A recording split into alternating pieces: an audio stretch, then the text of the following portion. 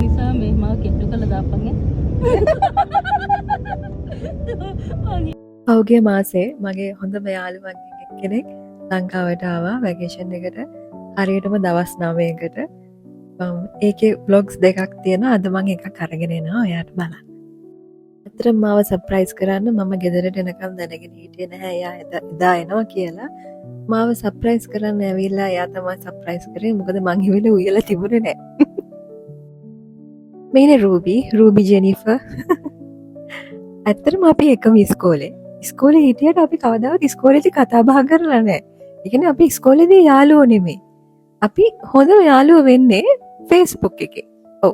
2019 තමයි අපි යාළුකම පටන් ගන්නේ.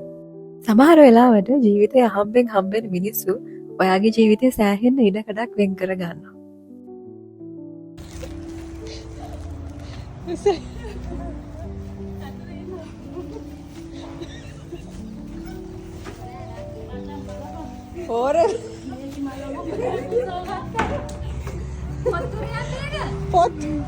මගේ පොත් දවස් 9ක් තියෙන නිසා බොහොම ඉක්මනට හැමතැනම යන්න ඕන නිසා එයාගේ වැඩ කටයුතු බොහොමයක් කරගන්නත් ඇවිල්ලා තිබ්බ නිසා අපි එදාම හවස ගියා විනෝෂලයි ගෙදර. එහෙ තමයි අපිට දවල් කෑම ලෑස්ති කරලා තිබ්බේ. ඔව් හවස තමයි අපි දවල් කෑම ගත්තේ. එමට අක්කා පළවෙනි පාර පොට්ටික එවපු දවස අපි එදා එහෙම බස් එකේ යා දාලා එවපු එක පිළියන්දල බස් ස්ටෑන්ඩ් එකෙන් අරගෙන එහෙම වාහනේ දාගෙන විනෝෂලයි ගෙදර ගියා. අපි ඒ තිනාවෙවි ගියා රට ඉඳලා ඇවිල්ලා පෝරගෝණි අරගෙන යනවා කියලා. විනෝෂයට තියෙන වෙනමත් ගුණයක් කෑම සම්බන්ධව සහ ඔය කෑම එක්ක එක්ස්පෙරිමන්ට් කරන්න මම ඇත්තටම ඉගෙන ගත්තේ විනෝෂගේ. එයා හදන්නේ මම හිතන කියන්නේ අපි සිංහලෙන් සුද්ධ සිංහලෙන් කිව්වොත් ලොවෙත් නැති කෑම. හැබැයි හරි රසයි. රූබිගේ මගේ සයොන්ගේ විනෝෂගේ ආසම කෑමක් තමයි බීට් කියන්නේ. එදා බීට් වෙලා තිබුණා. ඒ වගේම රස කරවල තෙල් දාලා තිබුණා. ඒ වගේම මම වැඩිපුරම ආස වුණේ අර පොල් සම්බෝලයක් තියෙනවර සුදු පාටට කොච්චි දාලා හදන්නේ.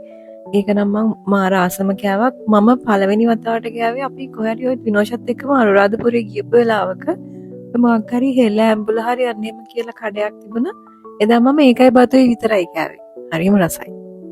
අපේ යාළුකම් කියන්නේ අපි හැමදාම කතා කරන්නේ නැහැ. හැමදාම මැසේජ් යවන්නේ නැහැ. අපි සමහරවිට සතියකට සැරයක් විනෝෂණ ගොඩක් වෙලාවට මට මාසෙකට සැරයක් වගේ තමයි කතා කරන්නේ. එයා බිසි වුණාම සමහරවිට ඒකත් නැහැ. එහෙමයි කියලා අපේ යාළුකම් කවදාවත් අඩු වෙලා නැහැ.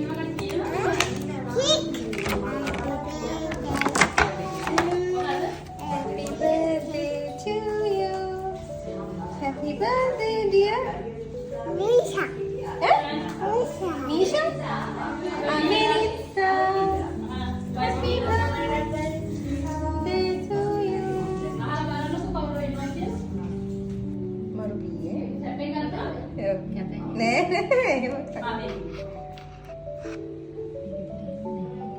Happy birthday. ඔයාලා කැරවල් එකේ සීන් එක මචං වෛරල් ගියේ.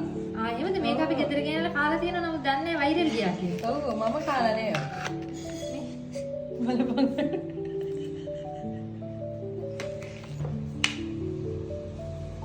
උයන්න කරන්නේ එහෙම නැහැ.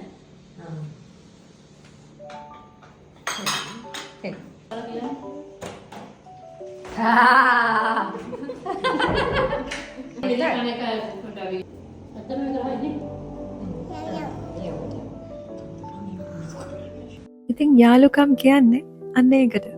කවදා කොතන හම්බුණත් වෙනසක් නැතුව ඒ ආදරේ සතුට තියනවාට.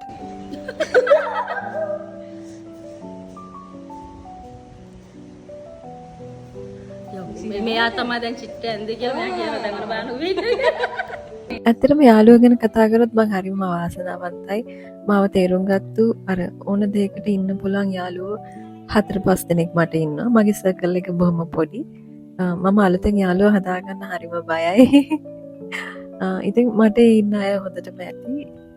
ඇත්තටම මම දෙවියන්ට ස්තුතිවන්ත වෙනවා මගේ වටේ ඒ වගේ 3-4 දෙනෙක් තමයි.